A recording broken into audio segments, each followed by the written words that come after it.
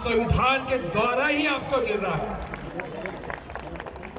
इस भव्य आयोजनकर्ता संदीप कोलटकर जी, संजय हुमने जी, कुणाल बोरकर जी, शुभम रावत जी, सागर रामटेके जी और तमाम इस वार्ड के पदाधिकारी और शहर के पदाधिकारीगण, मैं आज संदीप को मंचस्थ करते करते कोई इतना हर्षित हो गया है कि हर्ष के कारण वो फूले नहीं समा रहा है और एक दृश्य को देखकर मुझे बहुत खुशी महसूस हो रही है। लक्ष्मण यादव जी इस बार मंच पर उपस्थित है। हम भी बहुत समय हमारे से युवा कार्यकर्ताओं को सुनते हैं, उनकी विद्वत्ता को जानने का प्रयास करते हैं। देश की हालात अगर कहीं से निकलती होगी तो दिल्ली से निकलती है। दिल्ली एक भारत का दिल है, वहां से जो बोलेगा वो पूरे भारत में फैलेगा। तो आज हमारे बीच में आए हुए दिल्ली से लक्ष्मण यादव जी को आप सुनने के लिए तैयार हैं। मैं ज्यादा कुछ नहीं बोलूंगा। मुझे पहले ही शुभम रावत ने आगाह किया था कि बनते जी हम लक्ष्मण यादव जी को सुनना चाहते हैं, इसलिए आपको ज्यादा नहीं सुनना चाहते हैं। तो इसलिए मैं ज्यादा नहीं बोलूंगा, लेकिन बोलूंगा जरूर।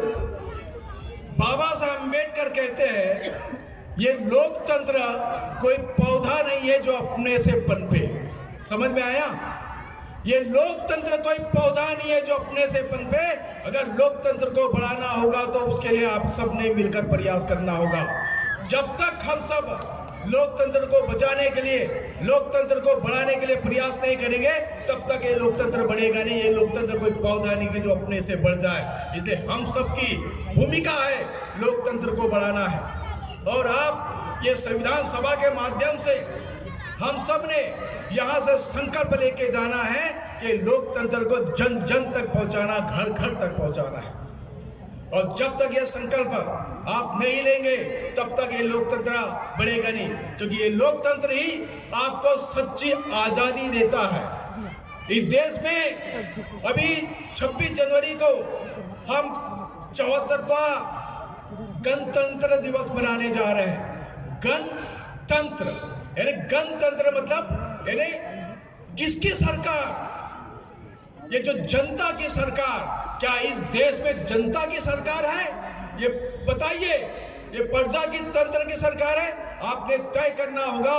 एक बाबा साहब अम्बेडकर ने इस देश में गणतंत्र लाकर दिया है। वो जमाना, वो समय गुजर गया जब रानी के पेट से राजा पैदा होता है। अब ये समय आ गया है मत पेटी से राजा पैदा होता है। ये आपके मत का बहुत बड़ा अधिकार है और ये अधिकार किसी ने दिया होगा तो बाबा साहब अम्बेडकर ने आपको दिया है। गणतंत्र की रक्षा करना होगा। अगर आप अपना मत देते हो और मत देने के बाद भूल जाते हो तो बहुत बड़ी चूक कर रहे हो। जब इस देश में जब मताधिकार का अधिकार आने वाला था, उस समय गांधी जी कहते थे मत देने का अधिकार उसको होना चाहिए जो 10वीं क्लास तक पास है। मत देने का अधिकार उसको होना चाहिए जो इनकम टैक्स भरता हो। मत देने का अधिकार उसको होना चाहिए जिसके पास जायदाद हो।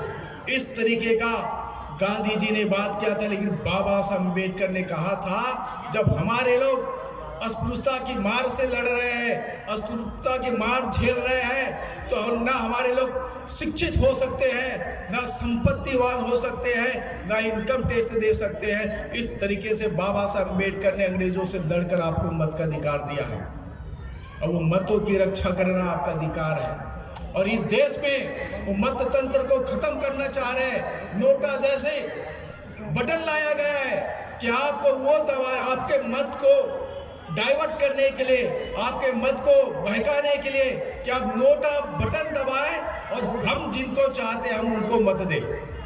ये उनका षड्यंत्र है। और बाबा साहब यही चाहते थे कि आपको मत का अधिकार नहीं होना चाहिए।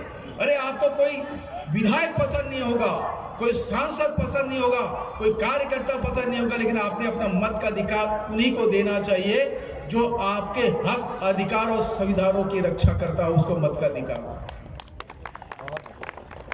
साथ बैठने से काम नहीं चलेगा।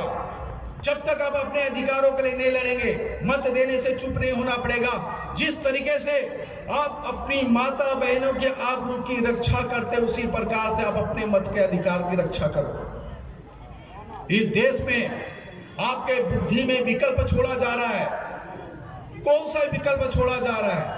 आप विकल्प के चक्कर में जा रहे हैं। एक तरफ मैं किसी पार्टी की निंदा नहीं करता हूं, लेकिन देश के हालत की जब बात आती है, जब कांग्रेस जब सत्ता में होती है, तो आपके दिल दिमाग में यह विकल्प भरा जाता है कि कांग्रेस इस देश में अराजकत्व फैला रही है, तो उसका विकल्प आपके दिमाग में भरा जाता है कि बीजेपी है।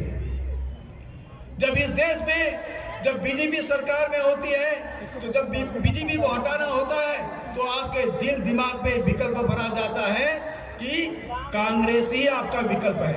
और इन विकल्प के चक्कर में आप अपने हक और अधिकार को तैयार नहीं कर पा रहे हो, अपनी सरकार नहीं बना पा रहे हो, और आपके दिमाग में बताया जाता है कि अगर आप